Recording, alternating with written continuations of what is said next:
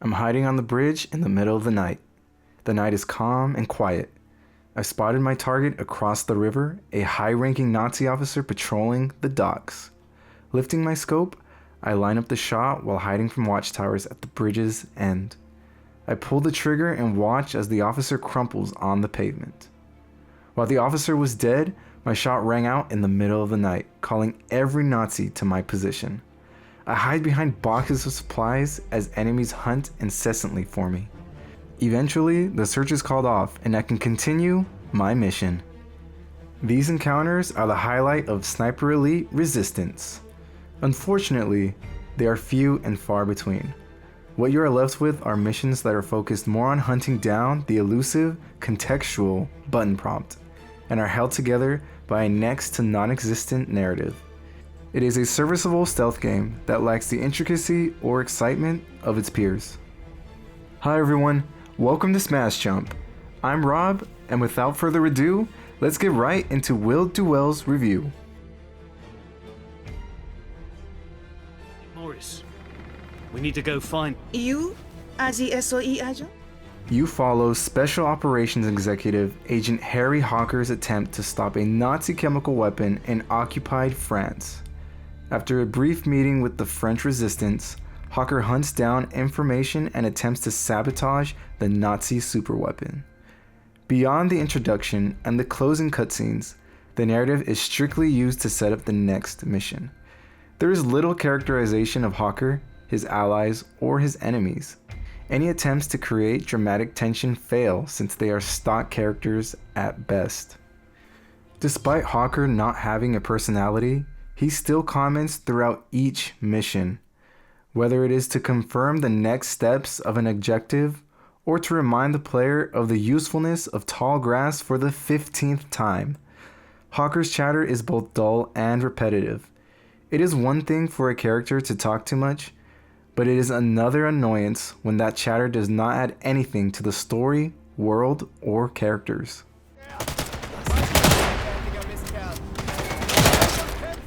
As a stealth action game, Sniper Elite Resistance stays safe within the genre's conventions. You can run, shoot, and hide reasonably well and have a few tools to distract or disable guards. None of these tools are unique as they are the same bottles, grenades, and medikits seen elsewhere. Each map may be large, but the stealth challenges remain simple. Even with each map's multiple pathways, you are still hiding behind the same walls and in the same patches of grass. Worse, the maps have a surprising sense of rigidity with invisible walls sending players down those paths. Even if you get spotted, combat remains exploitable. Yes, you can go down quickly if you are caught out in the open, but if you hide behind a doorway or above a staircase, an army of Nazis will run straight into your line of fire. An alarm may be raised, but that can be quickly silenced if you shoot it, and even if you can't, it will just add more Nazis to the meat grinder you set up behind that doorway. Searching enemies can restock your ammo and healing supplies, so as long as you don't run into the open, you will outlast them. This takes out a lot of the tension from being spotted, especially if you are near a building or some sort of entryway. Some maps have more open environments and make this strategy less effective, but then you can turn to the classic stealth strategy of running away until the alarm shuts off. If you do choose to wait it out, it does take a while for the enemies to settle down, so you will be spending a decent amount of hiding in the tall grass. Make them shoot each other. Save myself a bit of bother. Even when the stealth and combat do click, the mission structure often loses the excitement of the action. Each mission has a set of main and optional objectives, with the main objectives usually involving reconnaissance or sabotage. Both of these make heavy use of contextual button prompts, with multiple objectives boiling down to infiltrating a location, pressing triangle as Hawker gives some commentary, and then exiting the area. Sometimes that infiltration turns into a search for where the contextual button prompt is hiding, with you having to find a key or explosive to unlock the prompt. but there is very little freedom in navigating these objectives. The side objectives fare a little better with both button-fueled sabotage and more open-ended assassination targets. While the optional sabotage and intel gathering objectives fall into the same issues as most of the main objectives, the assassination targets allow you to make use of your tools as a stealthy sniper. You can snipe from afar or sneak in and deal with your target up close and personal.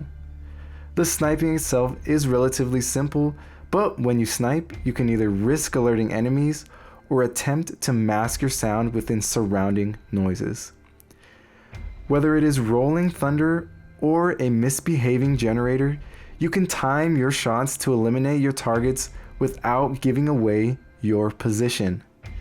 You can be rewarded with a gory X-ray shot, but admittedly, I found them to break the pace and intensity of the actual mission and quickly turned them off after a couple of shots. Regardless, these assassinations are the highlight of the game. You can also keep exploring for optional collectibles and secrets, yet it all feels unnecessary.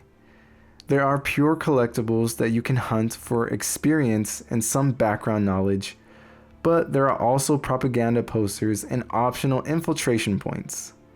The propaganda posters unlock missions that are challenge rooms that focus on stealth, combat, or sniping. They are tangential, and with how underwhelming the combat tends to be, not worth it.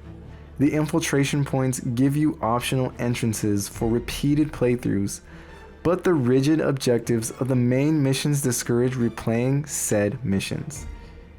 There are even upgrade stations that are honestly unnecessary considering how effective you are with your starting weapons. Sniper Elite Resistance has a fair amount of fluff, and that may not hinder the game, but does not help it either.